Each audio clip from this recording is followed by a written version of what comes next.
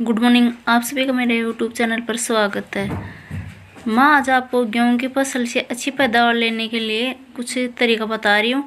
कुछ लोग हैं जो लास्ट की सिंचाई होती है उसमें कुछ कमियां रख देते हैं, जिसकी वजह से उनका जो लास्ट में उनको बेनिफिट मिलना चाहिए फसल से उतना इनका यील्ड है नहीं मिल पाती है।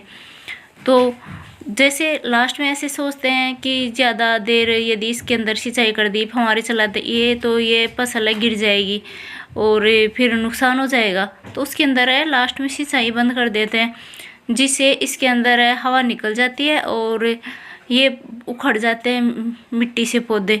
फिर आधा भी इसका उत्पादन है नहीं हो पाता है, क्योंकि दिखने में ये काफ़ी अच्छे खासे दिखते रहते हैं और मिट्टी है इनकी ड्राई हो जाती है और इनको पोषण नहीं मिल पाता है, इसलिए इनको दीमक ने खा लिया या हवा ने उड़ा दिया इस तरह बोला जाता है। फिर वाइट हो जाते हैं ये पौधे।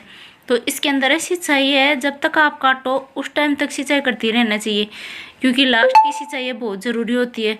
हाँ, ये ज़रूरी है कि आप ज़्यादा सिंचाई मत करो। जैसे ही आपने 2 घंटे फव्वारे चलाए उसके बाद आप बंद करके दूसरी लाइन है वो चला सकते हो, जिससे ना ही तो ये पौधे गिरेंगे और ना ही ये मिट्टी ड्राई होगी।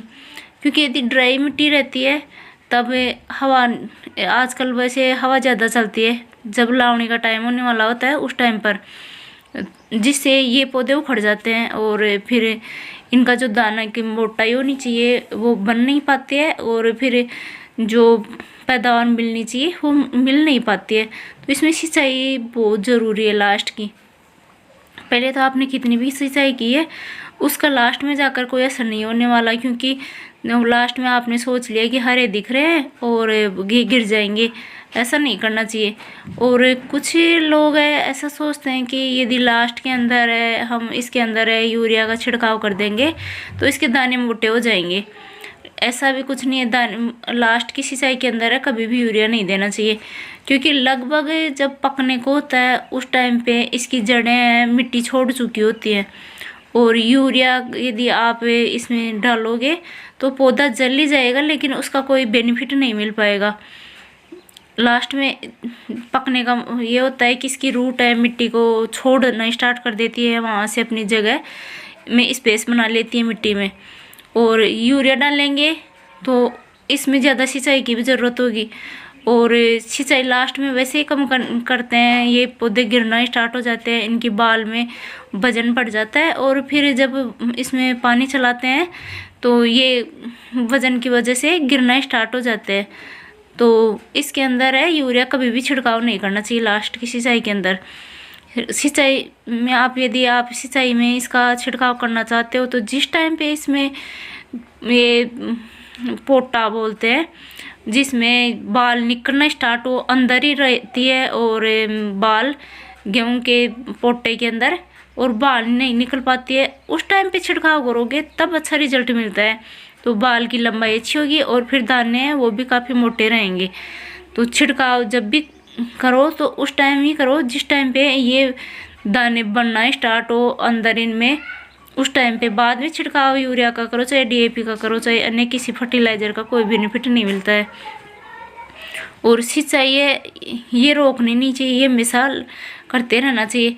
लगभग वैसे तो 7 या 8 सिंचाई के अंदर है ये गेहूँ पक जाते हैं, लेकिन जहाँ रेतीली मिट्टी होती है वहाँ इसमें 8 की जगह 9 सिंचाइयाँ भी करनी पड़ जाती हैं, क्योंकि रेतीली मिट्टी जल्दी सूख जाती है और जैसे लाल है दोमट मिट्टी है इनमें सिंचाई की कम ज़रूरत होती है और इनमें लास्ट में सिंचाई की बहुत ज़्यादा ज़रूरत होती है, क्योंकि लास्ट की सिंचाई है उसी से इसमें दाना है वो मोटा होता है और वज़न बढ़ता है।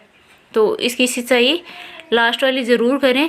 और सिंचाई करने के आप तीसरे दिन इसकी कटाई कर सकते हो, लेकिन जैसे आपने आज सिंचाई की है आज काटोगे तो इसकी रूट में मिट्टी आएगी, रूट उखड़ कर ही आएगी, कट कर कभी नहीं आएगा, इसका तना कटता नहीं है, गीली मिट्टी होती है तब। तो इसकी सिंचाई करने के तुरंत बाद इसकी कटाई नहीं करनी चाहिए, चाहे आप मशीन से कटा रहे हो चाहे हाथ से कटा रहे हो, कैसे भी कटाओ, लेकिन इसको तीसरे दिन कटवाना चाहिए सिंचाई की, जिससे नहीं तो मिट्टी ज़्यादा ड्राई रहती है और ना ही गिल्ली रहती है, नम मिट्टी रहती है। उस टाइम सिंचाई इसकी कटाई अच्छी होती है, जिससे रूट से मिट्टी भी नहीं आती है और नहीं ज़्यादा काटने में दिक्कत होती है। ज़्यादा सूख जाते हैं गेहूँ, उसके बाद सिंचाई करते हैं तो उसके दाना झड़ना स्टार्ट हो जाता है और इसके पौधे हैं जो तने में इनमें जान होती है वो पूरी निकल जाती है और फिर तना कटता नहीं है, वो खड़ कर ही आता है। तो जैसे ही ये थोड़ा ब्राउन हो जाए और आपको लगे कि ये पक चुकी है, उस टाइम इसकी कटाई कर देनी चाहिए। ज़्यादा ड्राई नहीं करना चाहिए इनको, ज़्यादा बिल्कुल सूख जाएंगे तो इनमें वैसे अलग अलग वैरायटी के होते हैं। कुछ वैरायटी तो ऐसे जैसे मैं दिखा रही हूँ इसी वैरायटी के यदि हैं तो इनको आप थोड़ा ब्राउन ज़्यादा होने तक रख सकते हो, और कुछ वैरायटी ऐसी होती हैं जिनको इसी कंडीशन में काटना होता है, वरना ज़्यादा थोड़ा भी सूख गए तो उनमें दाना निकलना स्टार्ट हो जाता है। जैसे एक रेड कलर का आता है, वो कौन सा है मुझे याद नहीं आ रहा, वो सीड्स है वो निकलना स्टार्ट हो जाता है हरे दिखते दिखते ही। तो आप पहले आपने जो भी ग्रो कर रखी है फसल उसको चेक कर लो कि कौन से हैं, इनमें दाने निकलने वाले तो नहीं है ना, नहीं तो आप बहुत कुछ लॉस कर लोगे इसके अंदर। बहुत सारे दाने निकल कर और इसकी जो बाल हैं वो बिखरना स्टार्ट हो जाएंगी। तो और जैसे आप मशीन से कटा रहे हो तो उस टाइम भी आप जो थोड़े हरे रहते हैं उसी टाइम कटाना चाहिए। ज़्यादा बिल्कुल सूख जाए, पूरा सफ़ेद हो जाए पूरा खेत, उस टाइम कटाओगे तो उसमें भी काफ़ी नुकसान होता है, क्योंकि मशीन है जैसे हाथ से काट कर रखते हैं उस तरह से सहज तरीके से धीरे नहीं रखती है, क्योंकि मशीन है, मशीनरी ही होती है, वो स्पीड में काम करती है और स्पीड में किया गया है काम, जिससे इनमें पौधों में ज़्यादा ऐसे लगती है इनमें हिलान, जिससे ज़्यादा दाने गिरते हैं। तो थोड़े ये हरे रहें, थोड़े इनमें जीव रहे, उसी टाइम इनको काट लेना चाहिए, ज़्यादा सुखाना नहीं चाहिए। और यदि आप हाथ से कटवा रहे हो उस टाइम आप चाहो तो बिल्कुल सफ़ेद दिखने लग जाए ब्राउन आपका पूरा खेत, उसके बाद कटा लोगे तो भी कोई नुकसान नहीं, क्योंकि हाथ से रखते हैं मजदूर है या खुद काटो तो आराम से रखा जाता है। उसकी पुली है वो आराम से बनाई जा सकती हैं, बांधी जा सकती हैं, लेकिन मशीन से कटे हुए की पुली बांधने में मुश्किल रहता है, ज़्यादा सूख जाए तब। तो इनको काटते टाइम भी बहुत कुछ सावधानियां रखनी होती हैं।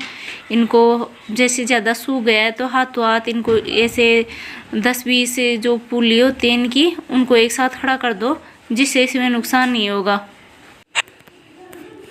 अभी मार्च का मंथ है, ये इनके कटाई का ही टाइम रहता है, लगभग गेहूँ इस मार्च के महीने में कटना स्टार्ट हो जाता है।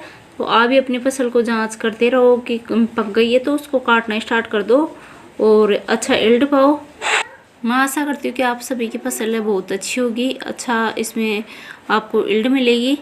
और ये इन्फॉर्मेशन आपको अच्छी लगी हो तो मेरे वीडियो को लाइक करना, शेयर करना। अभी तक चैनल को सब्सक्राइब नहीं किया तो सब्सक्राइब ज़रूर कर लेना, बेल आइकन प्रेस करना, जिससे आपको मेरे नए वीडियो की नोटिफिकेशन मिल सके। और कमेंट करके ज़रूर बताना आपकी फसल कैसी है, और इसी तरह से आप मेरे प्रत्येक वीडियो में अपना सपोर्ट बनाए रखना। शुरू से एंड तक वीडियो देखने के लिए थैंक यू।